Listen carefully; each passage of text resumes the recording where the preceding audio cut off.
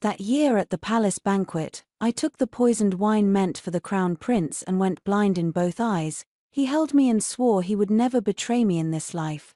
Later he ascended the throne, made me empress, yet gave his true heart to my legitimate younger sister. My sister found me an eyesore. For 3 years she whispered sedition into his ear and then framed me for killing his 2 children. He believed her without a thorough investigation.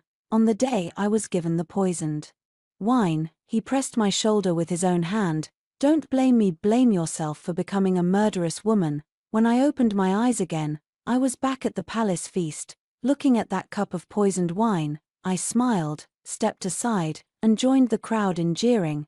His Highness has quite the capacity for wine. Li Chenghan's fingers, reaching for the cup, halted suddenly, then withdrew. He turned and picked up a teacup instead, raising it to those making toasts. I am unwell today, I shall take tea in place of wine. My eyelids twitched ever so slightly. His gaze passed over the crowd and landed on my face. From that single look I knew he had returned too. Just now, that thought was like a bucket of ice water poured over my head, chilling to the bone the scant hope I'd scraped together since being reborn. The banquet continued, the music loud, dancers fluttering like butterflies. My fingers clenched inside my sleeve. Memories of my past life spun through my mind like a lantern on a carousel. 2 years in the Eastern Palace, we were once in harmony, but after he took the throne and brought my legitimate sister into the palace, he grew colder toward me day by day, his eyes as if looking at an inconvenient old thing. For the following 3 years I did not win so much as a shred of trust. In the palace infighting, he lost his 2 children yet listened only to slander, forcing the blame onto me. This time, I would not repeat the same mistake. My chest churned with boiling emotion, but I forced it down. My gaze swept the hall and finally rested on the Princess Li Chengyuan. She reclined by the table in a crimson-purple brocade skirt, twirling a cup in her hand. Though she and the crown prince were siblings, they had always been at odds, each coveting the throne. If anyone in the hall could challenge the crown prince, it would be her. I took a deep breath, lifted my cup, and rose. Just as I reached the princess's side and before I could speak, a voice called from behind. Owen. It was Li Chenghan, calling my pet name. I did not turn, but bowed to the princess. Your Highness looks particularly beautiful today. This servant dares to offer you a cup. The princess arched an eyebrow and was about to raise her cup when Li Chenghan came to my side. It's windy today. And you're frail. Why are you dressed so lightly? He adjusted my cloak for me, the motion entirely natural. I stepped back half a pace and lowered my eyes. Thank you for your concern, Your Highness. I am not cold. He seemed not to hear and continued. Owen, I nearly forgot, your eyes are truly beautiful. My whole body stiffened. Was he warning me? In my past life, fearing he would drink too much, I stepped forward to shield him from the wine, only to accidentally drink that poisoned cup myself. This life I had no such impulse. He must have realized I had been reborn as well. With his mind, he would immediately infer what my closeness to the princess meant. Bringing up my eyes now was clearly a warning, yet we had both returned to seize the initiative. Who would prevail was still uncertain. Before I could answer, he spoke again. Father asked about choosing a consort yesterday, and I haven't decided yet. Owen, what do you think? I lifted my head to meet his dark, deep eyes and felt a momentary confusion. Since that position could never be mine again, what business was it of mine? The princess smirked like a spectator. Brother, the choosing of a consort is a matter of state. Why ask a maiden not yet married? Li Chenghan ignored her and kept looking at me. I replied with proper deference. Your Highness is right. You flatter this servant. Such a matter is not for me to presume upon. With that I bowed to the princess and withdrew. The day after the palace banquet, the crown prince personally came to the Minister of Personnel's residence to propose. In my previous life he came at this moment too. The procession shocked the whole capital. 300 men carried the betrothal gifts, from the Eastern Palace all the way to the Shen residence gate. He wanted everyone in the world to know that Li Chenghan repays kindness. Minister Shen's legitimate daughter Shen Ingwan had injured his eye, so he would reward her with the position of principal consort, for dignity's sake. This life, no one touched that poisoned wine. so he needn't repay any kindness. The one he married would naturally be the beloved of his heart, my legitimate younger sister Shin Ingsho. The whole household had gone to the front hall to pay respects, and I saw the trunks and chests arranged in the hall, not as ostentatious as before, but extremely thoughtful. Dozens of golden Nanmu wooden chests stood open, all filled with the things my younger sister loved: a mutton fat jade begonia paired pendant, a solid gold exquisite forehead ornament, a secret color porcelain ink slab, a Tianshan snow velvet cloak, and an entire chest of Qingming glow pearls. Looking at those pearls emitting pure fused light and a faint fragrance, my eyes burned. I had thought I was already numb and would no longer grieve for the past, yet my chest was still clogged with countless grievances and wistfulness, heavy and inescapable, in my past life. My bedchamber had been filled with these pearls. Li Chenghan had spent vast sums sending men to the bitter cold in the far north to extract them from millennial ice marrow. One pearl was worth as much as a city. He nearly exhausted his private fortune. Even when his most favored legitimate sister asked for one, he would not relent. He said, "Ah Shou, stop it. Your sister is pitiable. She can only rely on these pearls to see." Indeed, the Qingming glow pearls allowed me to barely make out some outlines with my eyes. By that faint light I saw his face clearly, and I saw clearly the poisoned wine he handed me. RWN. My mother's soft call pulled me back from my sorrowful memories. Only then did I realize I had stared at that chest of pearls for too long. Everyone in the hall was watching me, their gazes mixed with worry and pity. Everyone knew I had always been close to the crown prince. Everyone assumed the one entering the Eastern Palace would be me. Sister, Shiningsho came over and gently took my hand. Her voice was light and soft, as if truly afraid of hurting me. Your younger sister knows you are hurting. Father and mother are too. For such a big matter, why not let sister know first? She sighed and timidly looked at Li Chenghen. Your Highness, my sister and I have been close since childhood. I don't mind serving your Highness together with her. If your Highness grants it, I'll try to persuade sister. Persuade what? Persuade me to become a concubine. I suddenly found it laughable. Last life she knelt before me and said, "Sister is the Empress. I will always be the younger sister. I would never dare to usurp." But that so-called never dare to usurp was only asking for my one life. Your Highness, she tugged at Li Chenghan's sleeve and shook it. Will your Highness consent? Li Chenghan raised his hand and lightly brushed her nose. I won't. Do you like pushing me onto others so much? Aren't you afraid I'll punish you? The affection in his tone was unmistakable. Even Shiningsho herself was a little stunned, then gleefully stuck out her tongue at me and apologized in a warm voice. Sister, I'm sorry. Li Chenghan also looked toward me, carrying an invisible pressure.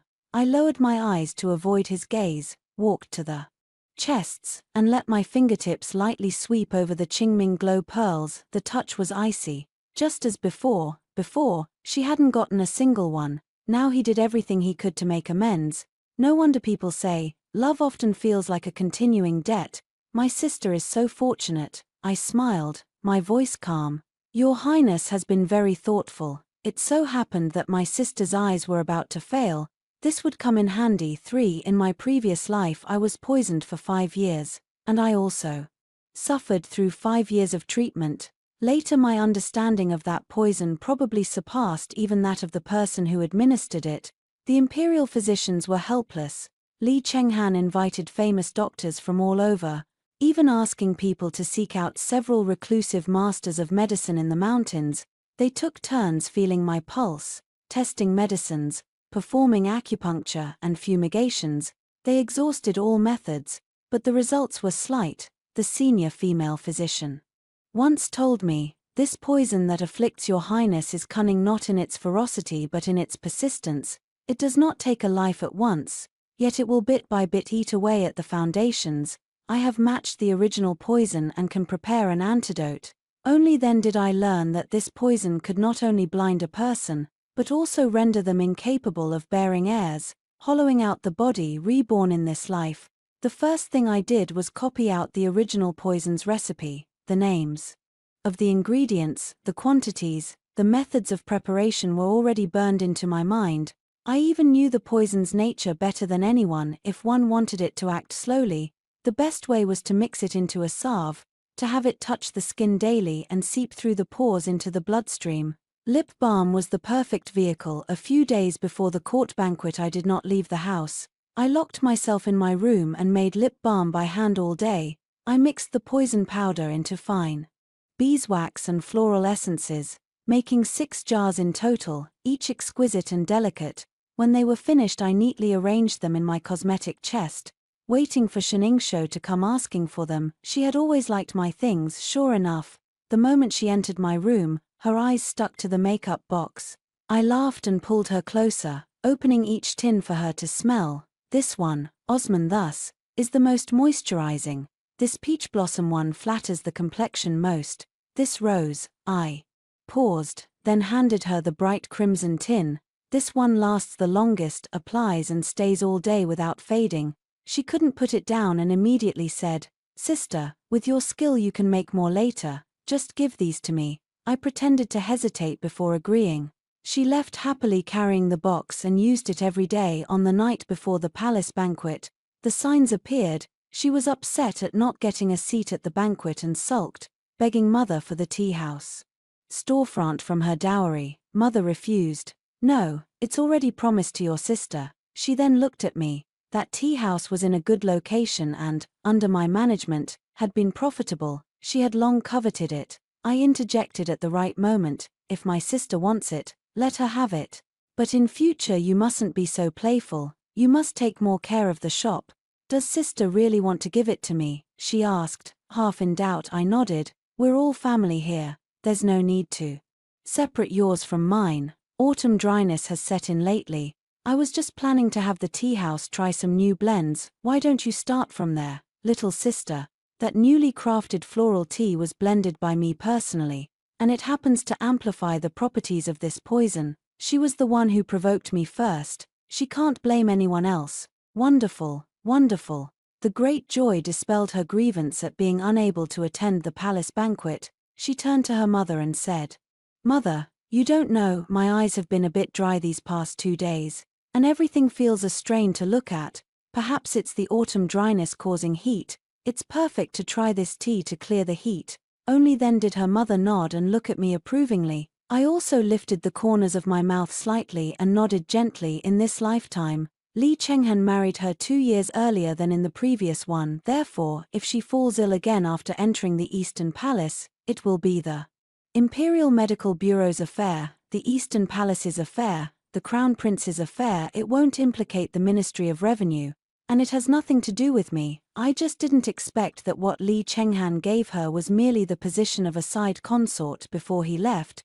he said to my father, "As for the position of primary consort, I still need to consider it." When he finished speaking, his gaze deliberately, or perhaps unconsciously, swept over me. Shiningsho's face went pale for a moment. She stared at the two of us nervously. As Li Chenghan passed by me, he said in a voice only I could hear, "Shiningwan, don't forget, you still owe me a life." He was talking about the children he had with consort Yarrow in his previous life. I died once, and it only paid for the life of one of his children. As for the other child's debt, he still wants to settle it with me. To protect myself, I went to the Princess Royal's residence and presented the poison recipe. She took one look and dismissed everyone around her. "What do you mean by this?" I straightened my back even more. "What your highness couldn't accomplish, this humble daughter of a minister can accomplish on your highness's behalf."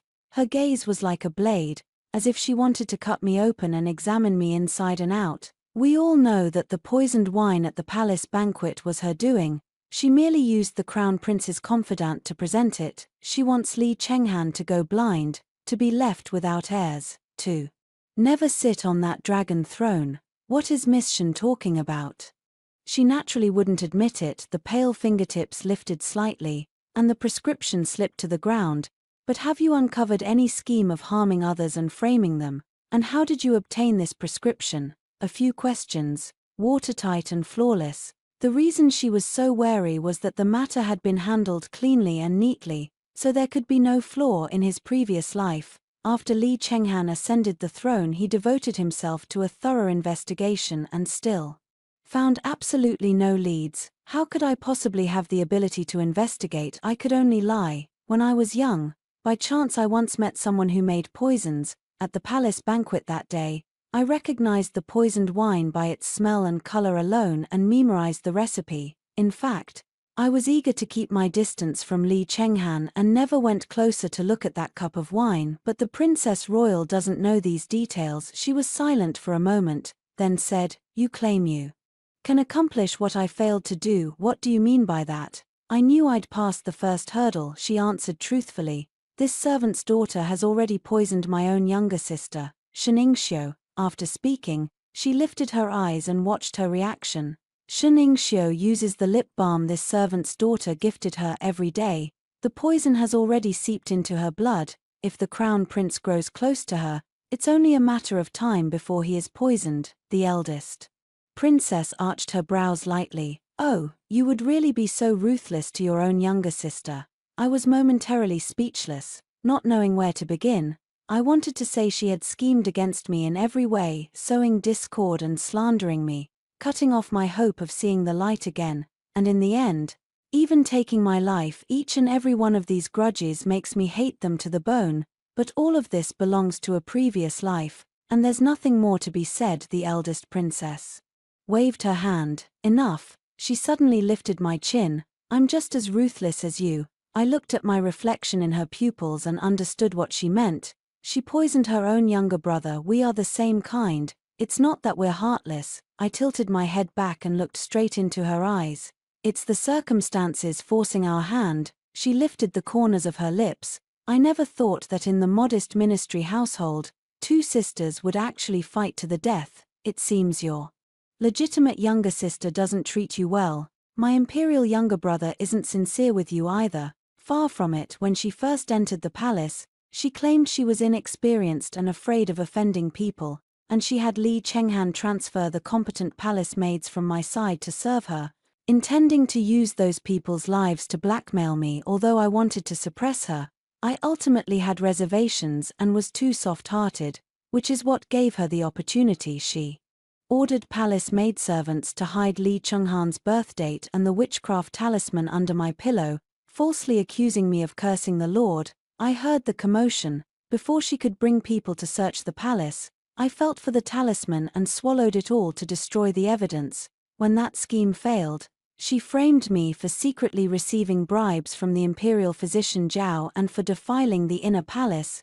Li Chenghan was furious, fearing the disaster would fall on his family. Physician Zhao struck a pillar and died, choosing death to prove his resolve. He tried to harm me repeatedly but failed. In the end, he actually poisoned the long-life lock I had gifted to consort Yao, who bore 2 children, using me to slaughter the imperial princes. This time, Li Chenghan dealt with me personally. Consort Yao's natal family was powerful. Her elder brother guarded the border, and both court and country demanded an explanation, so I became the discarded pawn used to reassure the people. He seemed to have believed Sheningxiu's accusations and disbelieved my innocence. On second thought, it may well be that after weighing the pros and cons, he decided that abandoning me was the easiest choice.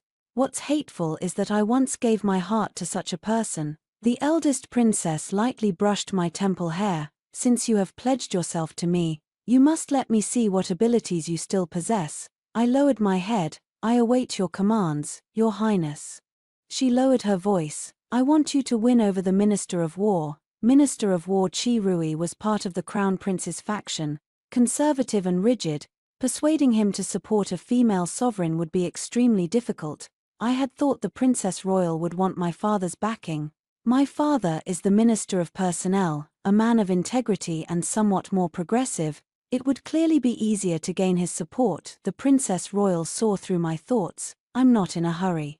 About your father, the fate of you and your sisters is still uncertain. Your father is a variable. What I need now is certainty. I have to admit, the siblings are indeed clever. In my previous life my father often told me that even if I became the crown princess, he would not therefore cling to the Eastern Palace but would remain loyal to the emperor alone. Yet in the end, because his most beloved youngest daughter insisted on marrying her brother-in-law, he cast aside all his principles and joined the crown prince's faction. When Li Chenghan ascended the throne and kept his promise to bring Shenningshou into the palace as his wife, lavishing every affection on her, my father led the reformist faction to wholeheartedly support him and help him stabilize the court. My mother also always said that Shenningshou and I were like the palm and back of a hand, and they couldn't bear to favor either side. Though it appeared they offended no one, in truth they believed my eyes were blinded. And my position would not last, and secretly they were helping her. If my closest loved ones treated me this way, I was well aware that the Grand Princess was no different. Whether I or Shenningshou rose or fell was left to fate. They were content to sit back and watch the outcome. I pondered for a long time and ultimately agreed. Circumstances forced me to this. I had to take it one step at a time. Winning the support of Minister of War Qi Rui was indeed difficult, but not entirely impossible. This man has one fatal soft spot, his only son, Qi Yulin. Speaking of him, the capital has only one appraisal, a playboy who has squandered his talents, but the truth is not so. Qi Yulin will achieve great things in the years to come. He is the only son of Minister Qi, born with a handsome face. But he doesn't like reading or practicing martial arts. He spends his days locked away in the manor outside the city, fiddling with carpentry and tiling work, saying he is building a city, a miniature city. When we were young, once he invited me to the manor to see his masterpiece. And only then did I realize he wasn't joking. The whole room was filled with models of cities, markets, streets, waterways, bridges, little people, everything complete, all carved and assembled by his own hands, small enough to be held in the palm, yet so detailed that even the shop signs over the market gates had characters engraved on them. He pointed to one of the streets and showed me. "Does this look familiar?" I leaned in to look closely. The street was straight, the east and west markets laid out in orderly fashion, and even the shape of the pond matched exactly, not a fraction off. He said with a triumphant air, "This is in front of your house." Seeing my amazement, he grew even more pleased, pulling me along for half an hour as he explained how the city's canals were channeled and the levees repaired, speaking non-stop with animated gestures. At the time I thought, if he put this kind of energy into proper pursuits, what might he achieve? Later he let me in on the truth. It would be something that benefited thousands upon thousands. In his previous life, Minister Qi had forced him into the Ministry of Works. At first he was anonymous. People said he was only getting by on his father's influence. Then the Wei River burst its banks, turning 3 prefectures and 17 counties along its course into a marsh. Officials the court sent were helpless, passing responsibility around until this hot potato landed on his desk. He spent more than half a year on it and submitted a complete set of flood control strategies, from straightening river channels to reinforcing levees, and long-term plans for diverting and discharging floodwaters. I don't know how many days and nights he endured, calculating every bend and treacherous shoal along the Wei as clearly as could be. The Wei's calm thereafter was all his doing, waiting for his return. My fate had almost run out. He sent word through someone, asking if I needed him. I did not respond. I did not dare at that time. Nearly everyone around me had been replaced by people from Shenningshou, and I did not dare trust any word or object that came in, afraid it was a trap, until my mother came into the palace to see me. Seeing that I had grown so thin that only bones remained, she could not bear it in her heart. She avoided eyes and ears, whispered softly, "The Ji family's young man asked me to see if I could help you."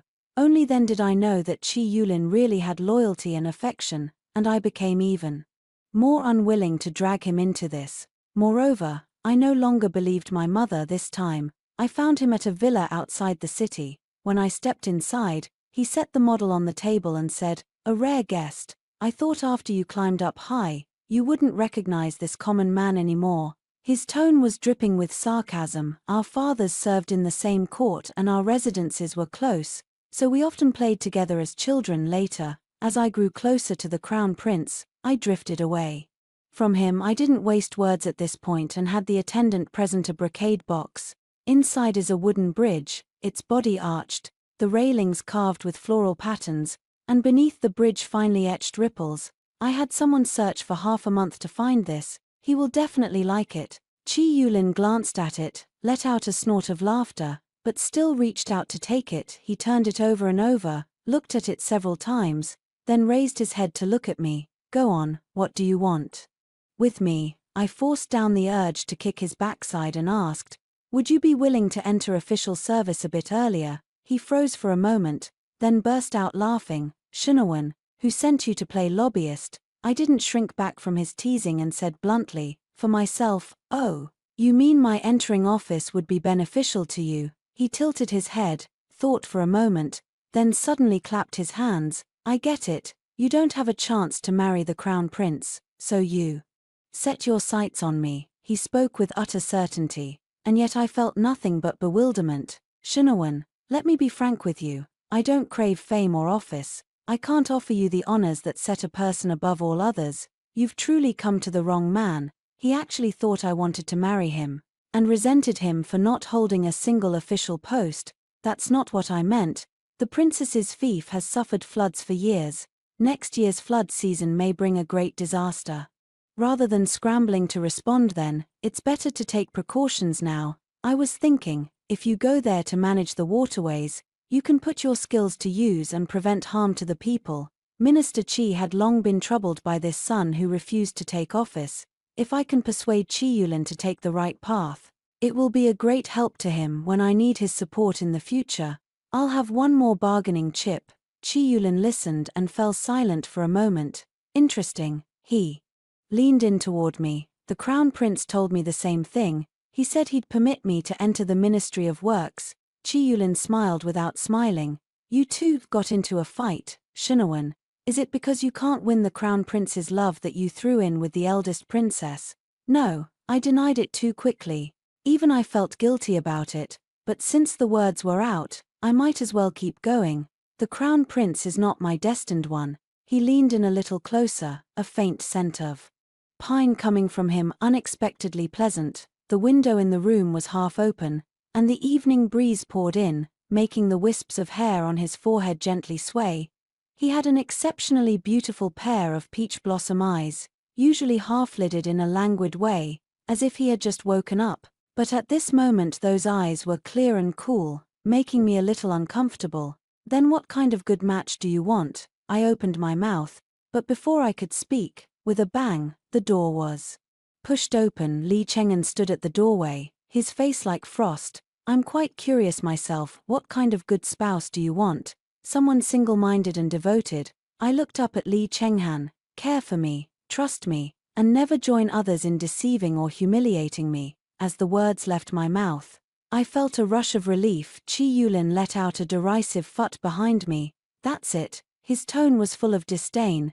Isn't this the most basic requirement for a husband? You're the legitimate daughter of the famed Minister Shen, and that's all you ask of your husband. I turned my head to look at him. Those peach blossom eyes were filled with, you really have no ambition. Yes, I smiled. That's it. Li Chenghan's face looked even worse, his jaw clenched tight as if he'd crushed something hard between his teeth. Qi Yulin didn't care about his expression. Instead, he said, I can meet that request. There was a youthful earnestness in his eyes. Then, would I count as your true love? Ripples suddenly rose across the lake of my heart. For a moment, I didn't take his words as a joke, yet to be seen, I heard myself say. The corners of his lips slowly curved up, laughter hidden in his eyes and at the tips of his brows. All right, he stepped back half a pace and spun in place. Feel free to observe. Qi Yulin, Li Cheng'an spoke, his voice like tempered ice. I have come today on official business. I'll ask you once more, Gongbu, will you come or not? Qi Yulin lazily crossed his arms. Your Highness, I'm really not cut out for officialdom. Spending all day with Gongbu and that bunch of old men, how could that be as much fun as pursuing young ladies? His eyes sparkled lightly, and he grinned as he asked me, do you think I'm right? Preposterous. Li Cheng'an swept his sleeve. A gentleman who indulges in pleasure and does not strive for progress, what a disgrace. Qi Yulin neither took offense nor argued. He simply cupped his hands and apologized. Your Highness, your admonition is well deserved. Li Cheng'an turned his head away in anger and stormed off. I stayed behind to persuade him for quite a while, talking myself hoarse. Yet he still wore that careless, nonchalant look with no other choice. I had to head home first, but on the way, I ran into Lee Chenghan, who had been waiting for me as the carriage reached the ward gate. It suddenly came to a stop, the carriage curtain was lifted from the outside. Lee Chenghan stood in the dusk, 2 guards behind him, blocking the road. "Get down," he said. I didn't move. He simply got into the carriage. The carriage was already cramped. When he sat there, the whole compartment felt so suffocating it was hard to breathe. Who were those words meant for? He stared at me steadily, his gaze like a blade. I could only laugh. Whoever heard them, those words were meant for them. He sneered, "Sheningwan, in your past life you killed my children. I kill you to avenge them. Who are you putting on this pitiful, wronged act for?" He had switched to calling himself Jin. In an instant, the emperor from my past life, the one who could so easily take my life, seemed to have returned, seething with hatred and anger. I couldn't hold back anymore and raised my hand to slap him across the face. How many times have I said it? I didn't do it. My voice wouldn't stop trembling. I've cried, begged, and explained. But you never believed me, Lee Chenghan. Have you ever investigated even once the false accusations forced onto me? You didn't. You were softened by pillow talk, long forgetting what I am like. We've known each other for over 10 years, accompanied each other in the Eastern Palace for 2 years with deep feeling, yet it couldn't compete with Sheningsho's tender favor, nor with the chill and ruthlessness after he ascended the throne. I wanted to say more, to pour out every grievance, to voice all my unwillingness, to berate him until it was a bloody mess, but seeing the handprint on his face, I suddenly calmed, swallowing the rest of my words back down. I don't want to die yet. If you say I'm pretending, then pretend for Qi Yulin to see. I want to film for his sympathy. His expression completely sank. "Sheningwan." He suddenly reached out and grabbed my wrist. "Have you fallen for Qi Yulin? None of your business. You are my empress. How could this have nothing to do with me?" I tore free of his grip and shrank into the corner of the carriage. "Stay away from me, now that there's no longer an eyesore of a blind man like me standing between you and her. Why not let me go?" He closed in on me. "Let you go? Absolutely impossible." He grew ruthless, gripping the back of my head and moving in for a kiss. I instinctively raised my hand and slapped again. Smack! The sound made both of us freeze. "Sheningwan, who gave you the guts to keep on?" "Your Highness the Princess." I squared my shoulders, regaining some courage. "I am the princess's person now. Before your Highness lays a hand on me, you'd better think twice. The poisonous wine from the last life could be delivered to you without God or ghost knowing. In this life it may not be impossible either." He was furious, pinching my chin as he said, "You fool, didn't you think that she already lost to me in the last life?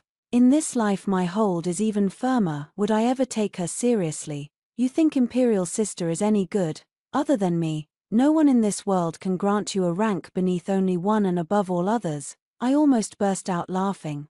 Never mind whether I even want that position. Even for the 3 years after becoming empress, when was I ever below no one and above everyone?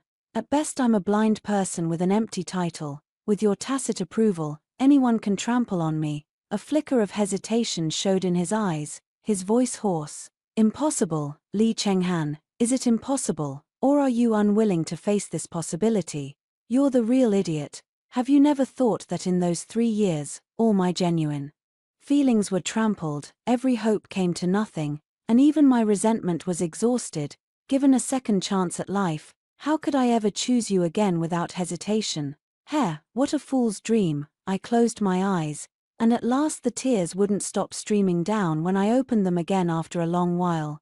He was already gone. If I'd had some lingering dread before when facing Lee Chenghan, unsure whether he meant to kill me, after this, I understand completely. He no longer intends to kill me. Even though he keeps demanding my life, he held back from even slapping me twice. I don't care what he's thinking now. Since I've sensed this hint of pity, I'll make good use of it. I can't rely on father or mother, and the eldest princess only sees me as a raft. I can only rely on myself. The first priority is to take down Qi Yulin and prove my worth. Though he never acts properly all day long, he does listen to me to some extent. My looks are decent, and I've never lacked others' attention, but in the past, constrained by my status as the crown prince, No one dared get close now, however. It's a completely different story. The crown prince's auspicious day for taking a concubine was set, and the proposals for marrying me began to increase day by day, the lists of gifts piling up on the long table in the main hall.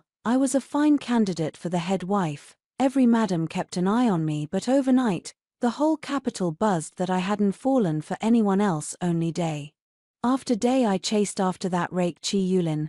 My parents thought I'd been bewitched. The madams and misses whispered that Chi Yulin had slipped me a potion to cloud my mind. After hearing enough absurd talk, I actually felt like Chi Yulin had fed me a bewitching potion. Otherwise, why is it that the more I observe him, the more pleasing he seems? These past days, I've realized that Chi Yulin truly has great talent. The city models he builds, compared against the real places he's traveled to, each one is precise to an outrageous degree. He not only could build, he was also skilled in calculations. Once I asked him why the new city's canal between the east and west markets had to make 3 bends. He casually picked up a stick and spent the better part of an incense stick's time drawing in the sandpit, explaining clearly the terrain drop, the water's speed, and the rules of sediment deposition. At the end he said, "If you don't put in those 3 bends, the west market will be flooded once every 3 years." I was dumbfounded. He was also skilled at surveying terrain. Zhuangzi's storeroom was piled high with all kinds of drawings, mountain and river system maps he had painstakingly sketched by hand. For every place he had personally inspected, he marked on the map which river would swell in which season, which mountain had mineral deposits in which direction, and which stretch of road was most prone to landslides in what kind of weather. These things the Ministry of Works officials have been doing all their lives and may not do them as meticulously as he does. Why don't you want to enter the officialdom? I couldn't help asking him. He was planing a piece of wood, not even looking up, no interest. I stepped forward and held his hand. Listen to me, the Wei River will flood badly next year, if flood control isn't stepped up. At the very least a dozen or so villages will be submerged. The carving knife in his hand paused. Shinawan, I haven't been to the eldest princess's fief, nor have I seen the Wei River, so it's not my place to speak rashly, but I do know you haven't even left the capital, or are you claiming to be able to predict the future? I can. Perhaps my expression was too solemn, and he froze for a moment. I'm a fairy descended to the mortal world, and I can foresee the weather. Next summer there will be 10 days of torrential rain in a row. The midstream section of the Wei River is heavily silted up, and the downstream will inevitably breach. If you don't believe me, go see for yourself and calculate it again. He did not treat my words as a joke. He bent down, took out a map, spread it on the ground, and calculated for a whole hour. When he finished, he sat in the middle of the map, looked up at me and said, "Fairy, you're right, but will there really be 10 days of heavy rain? Whether it rains or not, it's always best to take precautions." I appealed to emotion and reason, describing in full the tragic scene of the Wei River breaching in our previous lives. I also conveyed the eldest princess's intention. Even if the court refuses to allocate funds, the eldest princess can afford it. If no one in the Ministry of Works is willing to go, I'll go with you to conduct the survey. When I said those words, I wasn't thinking only of Minister Chi's favor, nor merely of currying favor with the eldest princess. I was thinking of the common folk who were swept away by the flood in my previous life. Having lived again, if I can save them with Chi Yulin's help, then this second chance won't have been in vain. I'll go. Chi Yulin cut me off mid-prattle, rubbing his ear. Stop nagging. Is it not all right if I go? Mrs. Chi, hearing of this, was overjoyed and ordered many generous gifts to be sent to the Shen residence. She also somehow heard that I would only marry his son. So today she invited my mother to tea, and tomorrow she invited her to the opera. Between the lines she's trying to pin down the marriage. Mother was completely taken in by her coaxing. She came back to discuss it with me. I think Mrs. Chi is sincere. She can't speak highly enough of you. The father, however, was very hesitant. As Minister of Personnel, he had always prided himself on being a member of the Qingliu, refusing to form factions or take sides. And that was how he had remained steady in court for so many years. Now his younger daughter was tied to the crown prince, and his elder daughter to the Minister of War from the Crown Prince's faction. This Qingliu of his, it seemed, could only flow toward the Eastern Palace. He mentioned it to me in passing. Wanna, that child from the Qi family, take a closer look. There's no rush. I didn't refute him, just smiled. I'm not in a hurry, I still want to stay in the manor and watch the show. Xiningshou's eyesight deteriorated far faster than I expected. Before the auspicious day even arrived, her vision had already grown blurry. Several groups from the Imperial Medical Bureau came and examined her over and over, only to say it was wind heat attacking upward, damaging the optic system. Mother was frantic, and father's brow stayed knotted, even more worried about me than before. Xiningshou hid in her room crying all day, and the more she cried, the more her eyes hurt. When she was done crying, she started throwing things.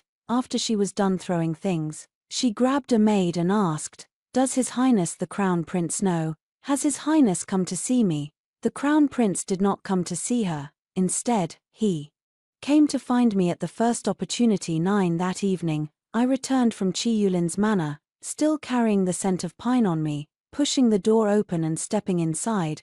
Before I could even change clothes, the courtyard gate was kicked open. Li Chenghan was seething with fury. "What did you do to her?" I set down the cloak in my hand and looked at him calmly. "Your Highness, who are you referring to?" "Drop the act." He approached step by step. Ashou's eyes. "Are they? It wasn't you." I did not step back. "Has your Highness investigated it?" I asked. He stopped. "Or," I tilted my head slightly, "are you going to ignore everything again and come to accuse me?" His Adam's apple bobbed. "I want the truth from you. Did you do it or not? Or was it the Princess Royal? Do you know anything about it?" I'd have to be crazy to tell the truth when I didn't speak. He actually tried to awaken my conscience. "I know. The years spent together in the Eastern Palace were the most beautiful time for you and me. I should not have shattered that beauty. I should not have hurried to bring her into the household, stirring your jealousy and sowing discord. But Axiu is innocent. She is your own younger sister. Even if someone harmed you in a past life, it could never have been her. She was merely spoiled into arrogance. But her heart isn't wicked. She would never harm her own sister." I raised my hand. I truly couldn't bear his bowing to me on behalf of Xiningshou. In my mind I always treated the Crown Prince who loved me in my youth and the Emperor who later became cold and ruthless as two different men. Only by deceiving myself in this way could I endure the torment of the years in the inner palace. But now he is still the boy I'm most enamored with, yet he unabashedly favors someone else, even though I've long known it in my heart. In the end the tears still well up, dampening my eyes. I let out a bitter laugh. "Your Highness misunderstands. The eldest princess is your own sister. How could she bear to harm you? There must be someone else. As for me and Xiningshou, Your Highness, why do you think I would take revenge on her because of my death in a past life? When did I ever say that I was killed by her in my previous life? I've always said I was wronged and don't know who the real culprit is. Could it be? Your Highness knows perfectly well in your heart. Did you come to question me this time because you think I'm easy to bully? If you want to pin her eyes on me, then Your Highness should bring the evidence. I'll plead guilty and accept punishment without a word. If you have no evidence, Your Highness, please leave." Li Chenghan stared at me for a long time without speaking. Owen, it was as if he had just met me. He examined me carefully, inch by inch. "But I am no longer the Shiningwan from my past life whose heart would race at a single glance from him.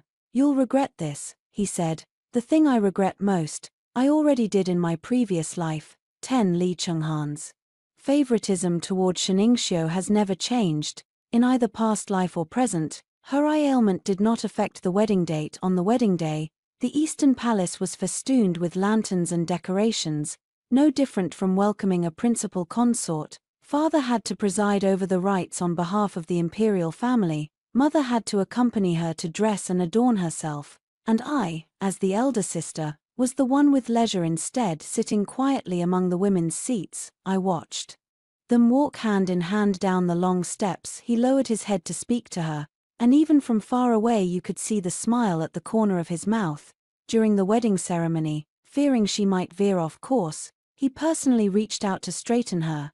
This is a kind of attentiveness I had never experienced. All the guests praised the crown prince for his deep affection and steadfast devotion. I picked up the teacup and took a sip. The tea was good, but it lacked the flavor of the wild tea from Chi-Yu's-Lin Manor. Nothing interesting. I rose from my seat and happened to run into my mother. She felt she owed me, and softly asked, "Wanna, aren't you waiting for the banquet to end?" "I'm not waiting," I said. "Chi-Yulin is waiting for me at the city gate. We're going to survey the middle reaches of the Wei River. This trip will take 3 months, so many hardships in between every day.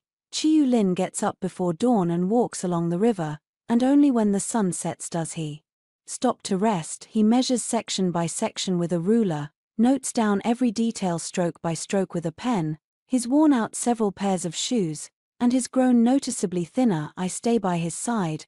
When I can't walk anymore, I sit on the field ridge and wait for him. There's not a trace of a noble lady's grace left in me, only a small person struggling to survive in the cracks of a chaotic world.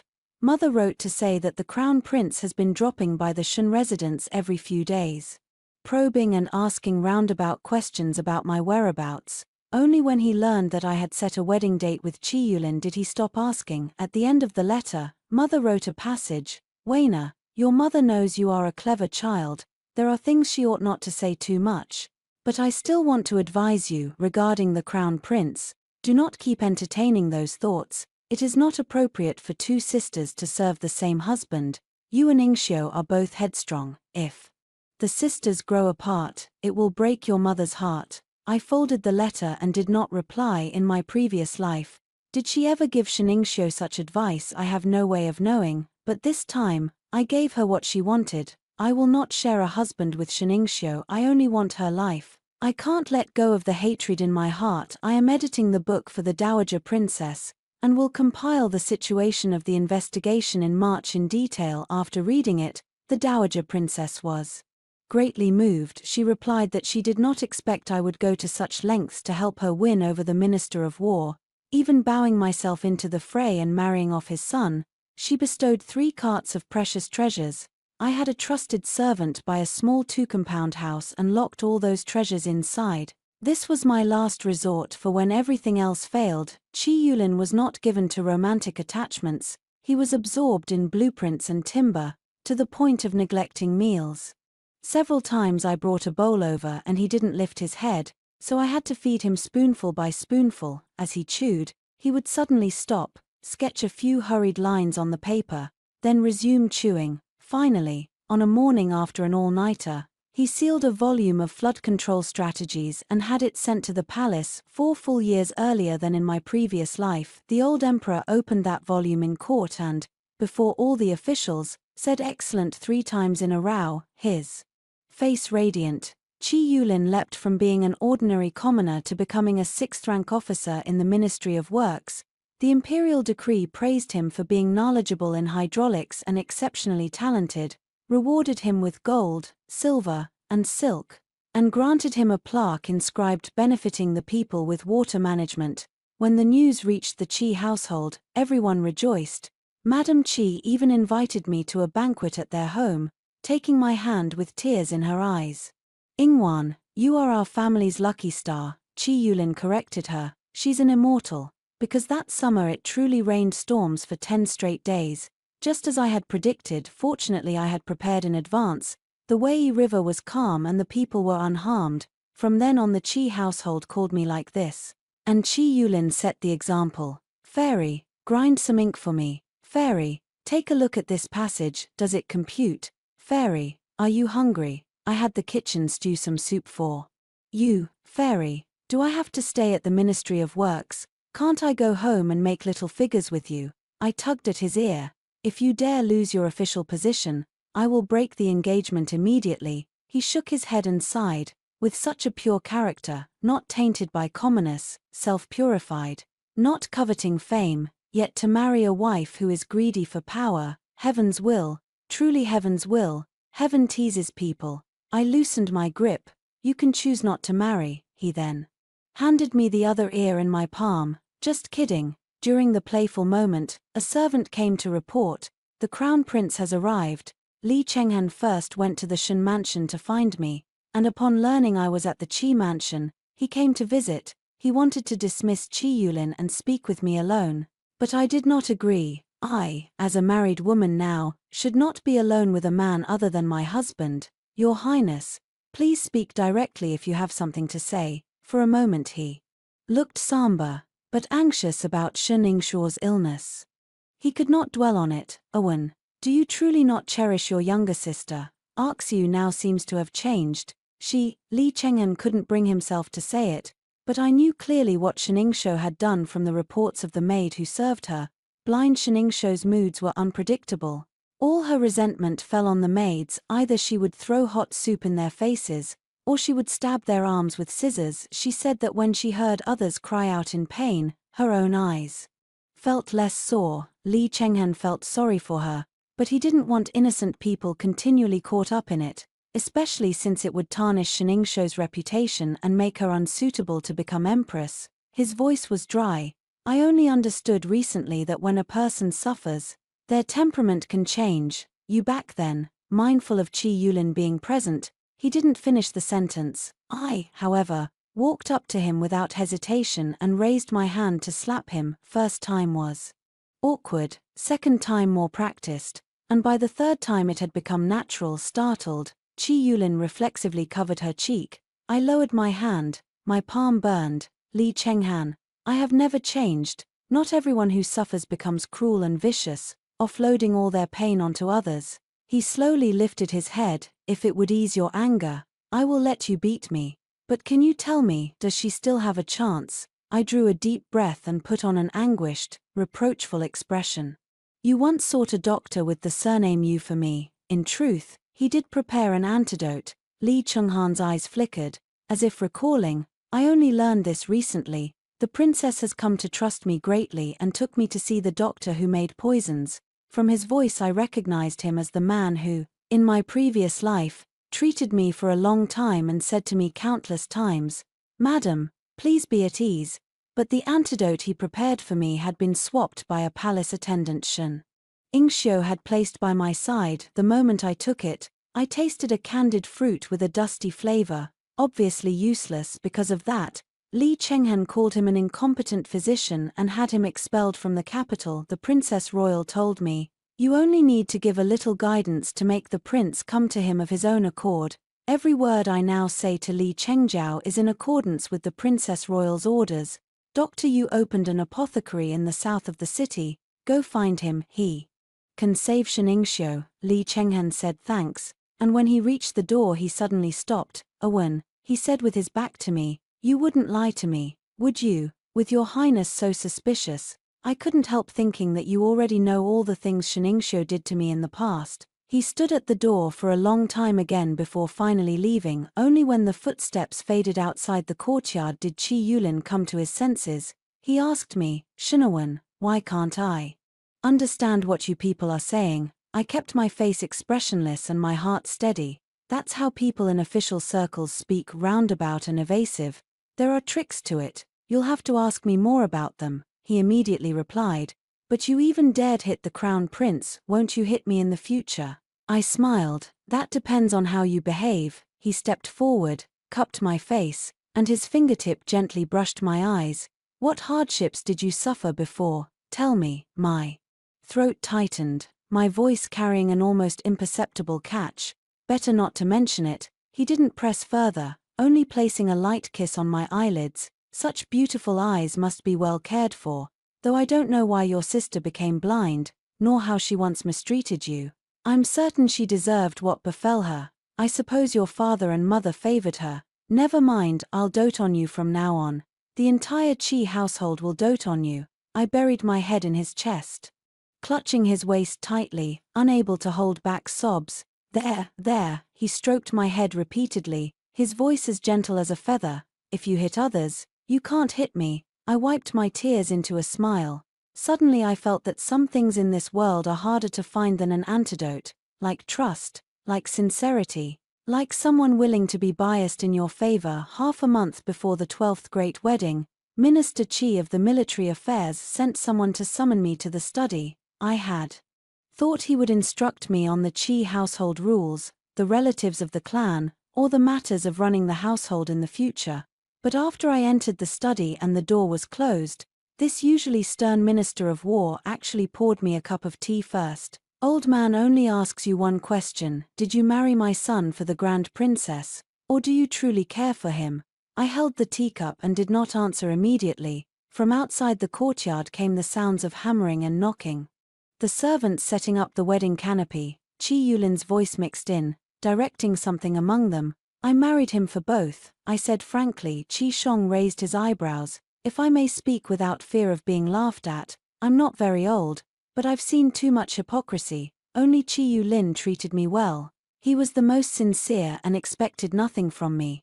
Chi Shongshu was silent for a moment, then asked, you just said both. What is the other one? As Minister of War, Daran, your strategies far surpass mine. I earnestly beg you to set aside gender bias and consider carefully, between the crown prince and the princess, who succeeding the throne would be more beneficial to the people. Chi Shongshu's expression shifted slightly. I took the chance to continue. In the 17th year of Xianda, the crown prince was ordered to provide disaster relief.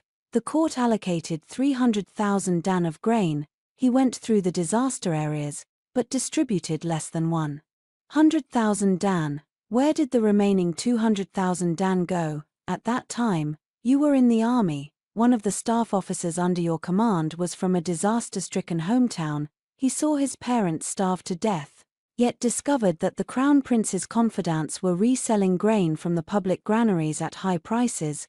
Later that staff officer tried to file a complaint to the court, but before he even left the camp, his legs were broken. Daran, did you investigate this matter and trace it to the Eastern Palace? And then, there was no then, because some things cannot be probed too deeply. That is 1, 2, in the 19th year of Xianda, the crown prince was ordered to train troops in the capital region. He was impatient for success and disregarded the soldiers' lives, forcing them to train shirtless in the bitter cold, causing over 300 men to freeze to death or be injured. Yet the final verdict was merely accidental casualties during training. Daran, you have commanded troops. Can such things really be hidden from you? He did not interrupt me. His gaze, however, held more appraisal. You asked if I support the princess. Yes, and no. Though a woman, the princess is not inferior to the crown prince. She knows how to appoint the right people, cares for the common folk, and in her fief none steal from the roads. The crown prince, on the other hand, is blind to the private misconduct of his confidants. Would you be at ease in trusting the lives and fortunes of the Qi family to such a person? Qi Shongshu's brow knit. Do you have evidence for these claims? The Grand Princess has it. I stood up and bowed to Minister Qi. Please take your time to consider it, sir. The Grand Princess awaits good news. Before leaving, he called after me, don't let my son down. Earlier I opposed him marrying you. He insisted and refused to back down, preferring to be punished by the family rules. The wounds on his body still haven't fully healed. Seeing my stunned expression, he froze. You had no idea. I saluted. Again, left the study, and gently closed the door in the corridor. Chi Yulin was leaning against a pillar, finished talking. Were you eavesdropping? Do I need to eavesdrop? You really didn't eavesdrop. No, he spun me around, checking carefully that I was unharmed. My father didn't trouble you, did he? I played along and said to him, your father only admires me. Don't be ridiculous, he scoffed, then teased. But I've heard fathers-in-law are usually nicer to their daughters-in-law. Still, he shouldn't like you too much, right? Are you trying to lose your ears? We bantered as we ran back to his room. Seeing no one around, I grabbed his collar and tried to pull him down. No, no, he put his hands over his chest and backed away repeatedly. It wouldn't be proper, it wouldn't be proper. Can you stop being so impatient? I kicked his butt and said angrily, what are you thinking? I heard you suffered family discipline when you married me. Let me see where you're bruised. He froze for a moment, then 2 red patches flared on his cheeks as he lowered his voice. Right where you just kicked. This just makes matters worse. Still want to look? My eyes suddenly prickled. I asked softly, why didn't you tell me? Tell you what for? He reached up and flicked my forehead, his tone a little coaxing. Don't cry. Mortals who marry a fairy should expect some trials. Otherwise I'd feel uneasy myself. I glared at him. He grinned and changed the subject. All right. I'll escort you back to the Shun residence. Honestly, you haven't even married me yet and you already revolve around me all day. There was not a trace of displeasure on his face when he said this, only pride. People in the capital say I'm skilled at charming a wife. I don't even bother responding to them. Shut up. Oh. 2 days before the 13th grand wedding, word came from the Eastern Palace. The Crown Prince's concubine Sheningxiu had died. My mother fainted on the spot. My father's face went ashen, and he nearly lost his breath. I stopped the messenger and clarified the details. After treatment by Dr. Yu, her eyes showed no improvement, but her temperament grew increasingly violent, and her torments of those around her became more malicious. The palace maids in the Eastern Palace were all of chaste backgrounds, some the daughters of officials, each hoping to win the Crown Prince's favor. None could endure her abuse. 2 maids, driven past endurance, took advantage of her midday nap. One held her hands and feet while the other thrust scissors into her heart. By the time Li Chenghan arrived, she was barely breathing and left only one sentence: that the Crown Prince should execute every maid who had served her, leaving none alive. This was a scandal of the Eastern Palace that ought to have been buried, yet for some reason it spread across the capital overnight.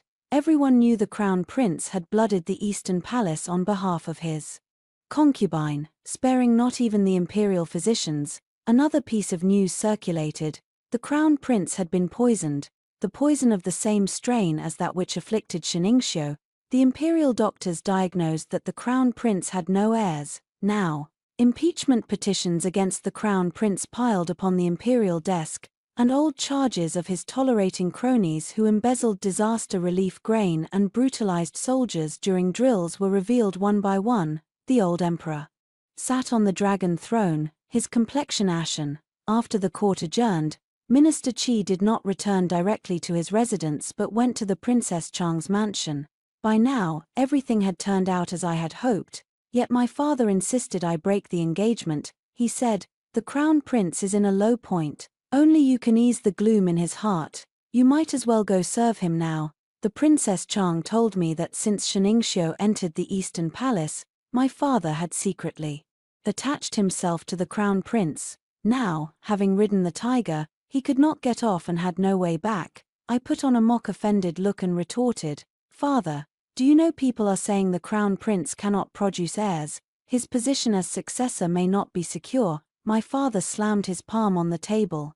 "Nonsense." He then straightened, slowed his voice, and continued to urge me, "Even if true, the palace is full of skilled physicians. Why worry about treating His Highness?" My mother also urged, "Wanna, your sister's bones are barely cold. You shouldn't be arranging a wedding now. Why not listen to your father?" A chill spread through my heart. Why had I not seen their faces clearly before? Father and mother, perhaps you do not yet understand the present situation. The Crown Prince's deposition and the Princess Chang's accession are already decided. The fortunes of my family and the Qi household rise and fall together, if the Shun household wants to survive. It depends on how I curry favor with the Princess Chang. Only then did my father suddenly realize the closeness between me and the Princess Chang, why since returning from the imperial banquet I had been visiting her mansion daily, and why ties with the Qi household had grown so close. It turned out I had involved myself so deeply. My mother belatedly grasped it too, struck my face with a slap, and scolded harshly, "You, for your own sake, have turned against your own sister and her husband, dragging our Shun household into ruin. I carried you for 10 months and raised you, and you become such a curse." I spat a mouthful of blood, lifted my head and stared at her. "What is wrong with finding a way out for myself? You hurried to pick sides and chose the wrong camp, then try to throw the blame onto me." My father raised his hand to strike me. I dodged and said coldly, "From now on, Father, do your duty and be content to be a loyal minister." Having said that, I turned decisively and looked at them one last time. 14. The wedding date with Qi Yulin remained unchanged. Not a day moved. My father and mother did not attend. The Qi household, however, preserved full face for me, red silk laid from the main hall all the way to the alley mouth. Qi Yulin rode a bay horse to fetch the bride. Alighting, he nearly tripped on his robe's hem. provoking laughter from the gathered townspeople. Once steady, he reached out his hand toward me, his voice amused. "Fair maiden, take your seat in the sedan." With the red veil over my face I could not see him, but I could hear him. Laughing over the firecrackers, the sedan was lifted, and behind me the vermilion gates of the Shun residence closed heavily. I did not look back. On the night of the wedding, the palace bell of mourning at the Eastern Palace suddenly tolled. Crown Prince Li Chenghan slit his own throat before the shrine of his concubine, Qi Yulin, and I, however, drank the ceremonial nuptial wine as if nothing had happened, our hearts united, and made love all through the night. The princess had been involved. With me, should I have spared Li Chenghan's life at that time? I retorted. If he were to gain power today, how would he treat your highness? I think she understood that clearly. In the previous life, after Li Chenghan ascended the throne, he sent a length of white silk to the princess's residence. Publicly they only said the eldest princess had taken her own life, and he did not even grant her a posthumous title. He said that a woman's body could never dare contend with him for the world. More than that, he insisted on having his way. It was a matter of course. The old emperor already had little time left, and with the crown prince dead his health declined even faster. 3 months later, the edict was issued. Succession passed to the emperor's eldest daughter. On the day the empress ascended the throne, the capital saw the first snowfall of the winter. I stood under the corridor of the Qi residence, watching the snow fall across the sky. Last life. At this time I could only sketch the fall of snow from memory, while palace women deliberately told me things to hear, what new garments Shiningsho had acquired, what rewards she had received. Then I thought my life would probably be like that forever. Now I see that changing who sits on the dragon throne is not so difficult after all. After the empress took the throne, her first task was to straighten the court. Minister Qi was promoted to the Grand Secretariat. Qi Yulin was raised to Deputy Minister of Works, and I too received an imperial commission. Father, however, was demoted 3 grades and sent to a sinecure in Lingnan. On the day he left the capital, he entrusted someone to bring a letter to me, saying the family wanted to see me once more. I did not go. I no longer wanted to give myself more grief. I already had a family I had chosen. Another year passed in the blink of an eye. Year after year the flowers look the same, but people change with each passing year. Sometimes I remember that in my previous life I had hoped with all my heart that Li Chenghan would uncover the truth, that he would regret it, see my virtues again, and recognize Shiningsho as the truly malicious one. Now I finally understand that before favoritism, the truth amounts to nothing. He loved Shiningsho and was willing to become blind for her. Her humiliations of me, in his eyes, were mere tantrums, jealousy, or play. Even if the truth were exposed, it would only cause a momentary pang of guilt and nothing more. Li Chenghan treated me this way, and my parents did too. Most of the world's affections are like this, lamentable and worthy of song. Fortunately, in this life there is one less emperor opening his harem wide and provoking women to vie for favor. The daughters of the Yarrow family need not enter the palace as concubines, need not bear children for someone they do not love. I still remember the night she wept as if her heart were torn apart. I too tossed and turned and could not sleep, while only Shiningsho in the palace kept calling for water without end. Truly pitiable and lamentable. This life the empress is wise. I too can live out my days in peace. Qi met Lin Songgong when he returned, brushed the fallen snow from his body, stepped inside and first took the hand warmer to warm his hands. Only when his palms grew hot did he come to touch me. Fairy, he said, the spring flood of the Wei River is coming. I have to go. How long are you going for? A month or 2. Oh, he kissed my forehead. Can you come with me? Of course I'll go with you. Favoritism, after all, is precious because it's mutual.